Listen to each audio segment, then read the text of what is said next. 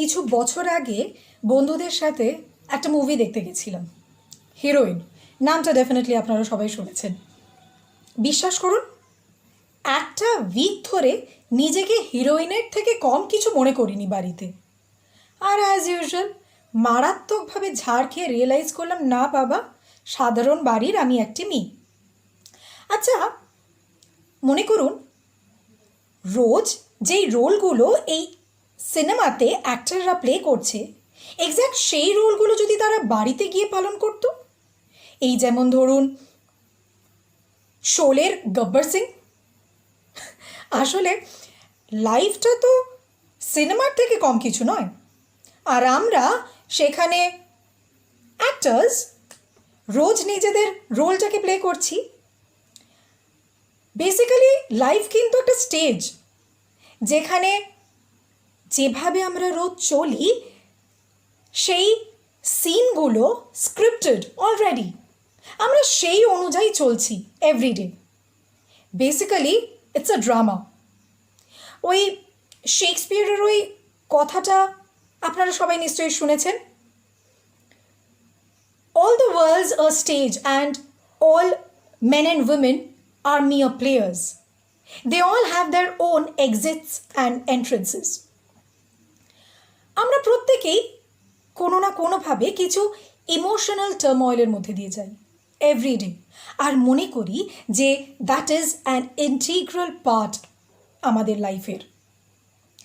এই যেমন ধরুন কেউ কেউ নিজেদেরকে ট্র্যাজিক হিরো ভাবতে খুব ভালোবাসে। দুঃখে শোকে তাপে তারা জর্জরিত হয়ে থাকে আর মনে করে যে দুনিয়ায় যা হচ্ছে সবটাই খারাপ। ধরুন সম্পর্কের মধ্যে যে এক্সপেকটেশনসগুলো, বন্ধুত্বে ভালোবাসায় রোজ যে এক্সপেকটেশনগুলো ফুলফিল হচ্ছে না, আমরা দুঃখ পাচ্ছি, রাগ হচ্ছে, ঝগড়া করছি, আরও কত কিছু আমাদের মধ্যে চলছে রোজ। কিন্তু এই এক্সপেকটেশনগুলো আমরা নিজেরা বিল্ড আপ করছি। কেউ কি আমাদের মাথায় দিব্যি দিয়ে বলেছে যে আজকে থেকে কিন্তু তোমাকে এক্সপেক্ট করতে হবে? না, আমরা সেগুলো নিজেরা তৈরি করেছি। আমরা মনে করি যে এটা আমাদের জন্মসিদ্ধ অধিকার, কিন্তু সেটা তো আগেন আমাদের তৈরি করা একটা থিন লাইন, যেটা আমরা বুঝতে পারি না, আইডেন্টিফাই করতে পারি না যে আমরা সেই লাইনটার বাইরে গিয়ে তার কাছ থেকে এক্সপেক্ট করব কি করব না, নাকি নিজের এক্সপেকটেশনটা নিজের কাছে রাখবো। আমরা বুঝতে পারি না। ওই রবীন্দ্রনাথ একটা খুব সুন্দর কথা বলে গেছেন, আমি বলছি আপনাদের পড়ে। Most people believe the mind to be a mirror, more or less accurately reflecting the world outside them, not realizing on the contrary that mind is itself the principal element of creation. আমরা কিন্তু নিজেরা নিজেদের মাথায় জিনিসগুলোকে বানাই, আর তারপর যখন সেই জিনিসগুলো ফুলফিল হয় না, আমরা সেই রাগটা, সেই দুঃখটা, সেই অভিমানটা অন্যের ওপর গিয়ে ফেলি। কিন্তু সে কি সেটা ডিজার্ভ করে? ওটা তো আমি নিজে ক্রিয়েট করলাম। একটা রিয়েলাইজেশন, এই যে রোজ আমরা এত ঝগড়া করি, রাগ করি, মান অভিমান চলতে থাকে, দুঃখ পাই, কষ্ট দিই, সেগুলো কি প্রচণ্ড আবশ্যক? মানে ওটা আমাদের লাইফের একটা পার্ট কি হতেই হবে? ওটা ছাড়া কি বাঁচা যায় না? কেন? আমরা সামহাও প্রত্যেকটি মানুষ তাদের আইডেন্টিটি নিয়ে প্রচণ্ড গর্ব বোধ করি। We are really proud. খেটে খুঁটে অনেক পড়াশোনা করে যারা অনেক উঁচু জায়গায় পৌঁছেছে, তারা কোনো না কোনোভাবে তাদের মধ্যে প্রাইডের এই বীজটা ডেফিনেটলি বপন করে, গর্ববোধ করে। কিন্তু what happens to life after death? মরণের ওপারে কি রয়েছে? আমরা যে কর্মগুলোকে করছি সেগুলো ডেফিনেটলি স্টেজ ব্যাক, এবং তার সাথে সাথে রোজ সম্পর্কে আমরা যেই দাগগুলো টেনে দিচ্ছি, নিজেরা ভালো না থেকে অন্যদেরকে ভালো না রেখে, সেই ইমপ্রেশনগুলো থেকে যায়। বাদবাকি বডি ভ্যানিশেস, কারণ ওটা তো পুড়ে ছাই হয়ে যায়। আমাদের কর্ম আমাদের নিজেদের সাথে মিশে রয়েছে, এবং তাই এটা সঠিকভাবে করা অত্যন্ত আবশ্যক। কারণ এই কর্মের সাথে তার কর্তাও থাকে, বডিটা নয়। যে আসল করাচ্ছে, যে পসিবল করছে, দ্যাট পয়েন্ট অফ লাইট, আত্মা, তার কিন্তু অস্তিত্ব মেটে না। আত্মা, it is that point of light which is the powerful source of all our energy. It is free, happy, it is calm and peace loving. It is devoid of all kind of vices, anger, pain, sadness. It is stable.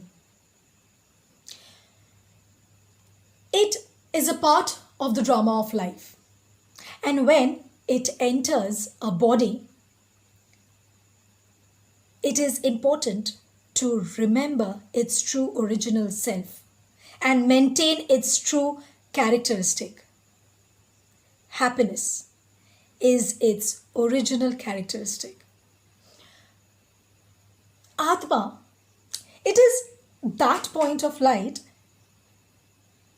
which is part of every drama scene, but has the capacity to retain and remember its true identity. And thereby, it has the power to control the scene and response accordingly. We need to identify that power, which everyone bears within oneself. আত্মা যখন একটা শরীরে প্রবেশ করে তখন কিন্তু সে তার true আইডেন্টিটিটা ভুলে যায়।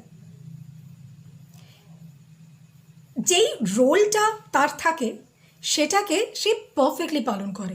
এই যেমন ধরুন সিনেমার অ্যাক্টররা বা ভিলেনরা, যে হিরো হচ্ছে তাকে তোমরা সারাক্ষণ প্রেজ করি, ভিলেনকে অ্যাজ আ ভিলেন আমরা কিন্তু প্রেজ করে থাকি, যে ভিলেন তার ক্যারেক্টারটা দারুণ পালন করেছে। আমাদের ক্ষেত্রেও কিন্তু এক্স্যাক্টলি এটাই হয়। ভুল ঠিকের কোনো কিন্তু জায়গা নেই, জানেন, কারণ আমাদের কাছে যা স্ক্রিপ্ট রয়েছে আমরা এক্স্যাক্টলি সেটা দারুণভাবে পালন করছি। সুতরাং জাজমেন্ট কোনোভাবেই পসিবল নয়, কারণ অ্যাজ আই সেড, ভুল ঠিকের তো কোনো জায়গা নেই এখানে। আমার রোল আমি পালন করছি, আমার সামনে যে আছে সে তার রোলটা পারফেক্টলি করছে, তাহলে জাজমেন্ট কোথা থেকে আসছে? ট্রু নলেজ হচ্ছে নিজেকে জানা, নিজেকে চেনা। তাতে ভালো কি জিনিসটা হয় জানেন? সম্পর্ক সম্বন্ধগুলো যেগুলো আমাদের অজান্তে আমরা খারাপ করে ফেলি, সেগুলোতে ভালোবাসা, কেয়ার, বন্ডিং অনেক স্ট্রং হয়ে যায়। কারণ এক্সপেকটেশন, জাজমেন্ট তো আসছেই না। সেই যখন কোনো কিছু করছে আমি তাকে ব্লেম করছি না, কেন এটা করেছো, আমরা তাকে বুঝছি। কেন? কারণ আমার কাছে যে ট্রু নলেজটা রয়েছে, আমি নিজেকে জানি, আমি আমার সামনে দাঁড়িয়ে রয়েছে যে তাকেও চিনি। আমরা ভালো থাকতে পারি এবং ভালো রাখতেও শিখে যাই। Do give it some thought. And if you have any query, do email me. Until then, have a great day and don't forget to like and subscribe please. Take care, ভালো থাকবেন, সুস্থ থাকবেন। Bye by.